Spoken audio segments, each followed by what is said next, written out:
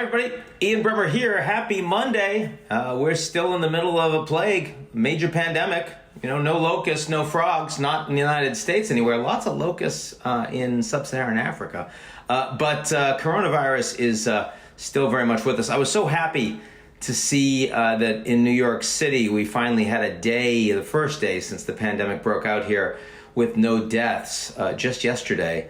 And obviously a lot of hard work on the part of health workers at low wages and at great personal cost. A lot of patience on the part of all the citizens of New York City, and a lot of frustration, and finally getting to the point where slowly the economy is reopening.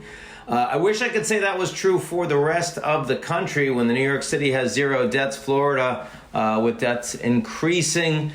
Still, only had a couple of days with over 100, but 15,000 cases. Young people right now, that's the largest number of cases any state has had since this whole thing started, and would put Florida, as if it were a country, as number 4 in the world after the U.S., Brazil, and India in terms of numbers of cases that day, which is really quite something. Governor DeSantis, a lot of people said he was doing a great job a couple months ago. People are not saying that anymore. I don't think this is a red versus blue state issue. There have been big mistakes made by our own governor here in New York. In the early days, Governor Cuomo, as well as Mayor de Blasio, allowing those, instead of going to hospitals, allowing people with coronavirus symptoms to go back to, in fact, forcing old age homes, assisted living facilities to take those people into those homes, and as a consequence, massive spread, which led to the largest numbers of deaths here in New York, much worse than anything we're seeing right now in Texas, in Florida, in Georgia, and Arizona. I worry that we're now going to see similar sorts of things in some of those states because we're starting to run out of ICU spaces. But it's not just the United States. The United States, over 3 million cases, over 130,000 dead. Latin America and the Caribbean, over 3 million cases, over 130,000 dead. Big difference is Latin America not testing nearly as much. So actually, total caseload and their stats aren't as good. Total death count, certainly more in Latin America than in the United States right now. And that's where you'd say the epicenter is. Other thing that's happening is, of course, much more politicization in the United States. People complaining. I see all these people complaining. How could these people be outside and not wearing a mask? Don't they have any respect? I don't think it's just red versus blue. I don't think it's Democrat versus Republican. I think that legitimately most people that are just casually watching or reading the news in the U.S. in the last 5 months would not know who to believe in terms of wearing a mask. I think that the what we've heard from the World Health Organization, from the CDC, from the Surgeon General, from Dr. Fauci, they've been very inconsistent over the course of the last few months. I'm a fan of Fauci. I know him. I've been following him for years. I think he's a smart guy. I certainly think he's done a better job than others in the Trump administration, given how little has been known. But he's been far from perfect. And I think it's hard to know. I've also seen that people are saying, I wouldn't take a vaccine when a vaccine is first available. And then I hear others saying, how could they possibly say that? Well, if we think that the early vaccines are probably only going to be effective from 40 to 60% of the population, and they'll reduce symptoms, but they won't get rid of them. And people that get vaccines, we don't necessarily know what the second order symptoms would be, consequences would be for people that are side effects, for people that are taking them. You get a vaccine, it's been injected. You don't get a vaccine, especially if you're cautious and temperate. Maybe you say, well, I just won't go to a restaurant. I won't get on a plane. Not to mention all the people that think vaccines are bad and anti-vax and education, which is horrible, and anti-science. But it's widely believed in the U.S. and even more widely in other countries like France. I'm not surprised at all that people don't believe in a vaccine day one. It's politicized. The information, even outside of the politics, has been inconsistent.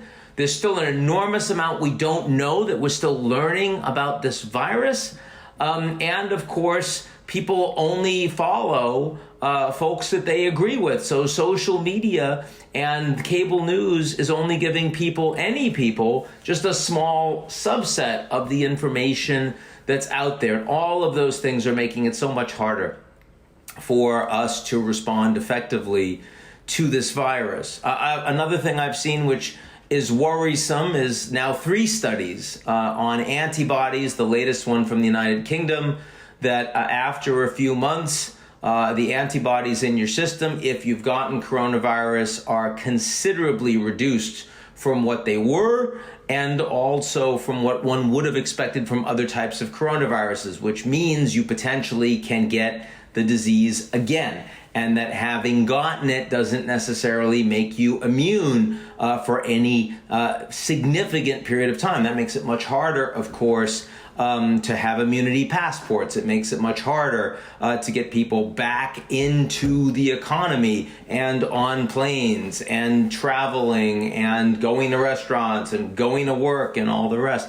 So these are all very, very challenging things, and does make me think very clearly that this is very far from a V-shaped recovery. It's very far from new normal, even when we have a vaccine. When a vaccine comes, it will be an important tool that we can use to help bring people back into the economy, people back into schools, but that's very different from before vaccine and after vaccine.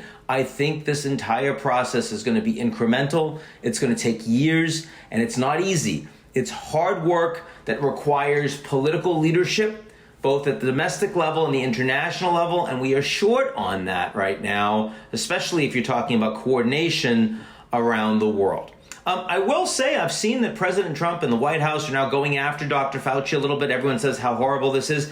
I'm on the other side. I don't think it's a disaster because it actually shows that Trump is concerned that mishandling the coronavirus is a problem for him. His approval ratings on coronavirus, the biggest crisis of his presidency and of our lifetimes, is only 30% right now. A couple weeks ago, I think they were thinking, well, we'll just reopen the economies and it'll go away and we'll look good. Well, I don't think red state governors, most of them aren't saying that right now. You got folks like Abbott in Texas saying, you got to wear masks. We got to shut down. This is a serious problem. I see that in a number of red states across the country right now. And that makes the Trump administration realize they need to start wearing masks. They need to send a different message. And of course, they're not going to take responsibility. They'll blame Fauci. But I would rather them blame people and get it right than not pay attention. So actually, I see this as a pivot where the Trump administration is starting to take this more seriously than they had because they know they have to, and it's punishing them at the polls.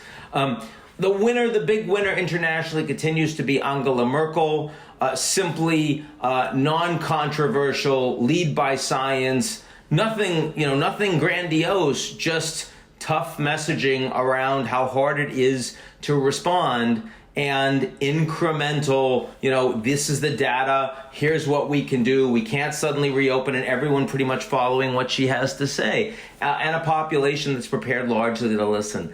And some of that is cultural, of course, but a lot of that is leadership. And I think that really has mattered. And it's meant that Europe has more leadership now and less populism, less Euroscepticism than we saw before the crisis. And we will get, probably in the next weeks, but certainly by the end of the year, a $750 billion package that is going to come from the wealthy North and go to the South and the East to actually redistribute money to the people that most need it. That's a great thing. And no one would have expected that before this crisis hit.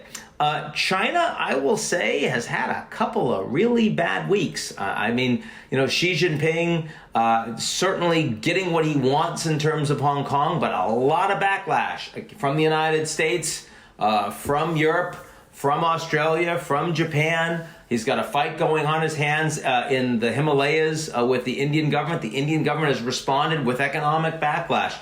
Xi Jinping is in markedly worse position today, and China is, than they were 6 months ago. And some of that is because of the coronavirus crisis and the deterioration of their own economy. But a lot of that is because their diplomacy internationally is seen as heavy-handed, is seen as focused more on communication, on marketing than substance. And a lot of countries don't like it, and it's creating more conflict. between China and other countries around the world. So on the one hand, they have shown they have the capacity to test millions of people in one weekend. The Americans can't quite do that. The Europeans can't quite do that. They can quarantine. They can get their economy back up and running, their supply chain back up and running. But politically, both domestically and internationally, it's been tough. And I think Xi is increasingly leading from a position of insecurity, not from security.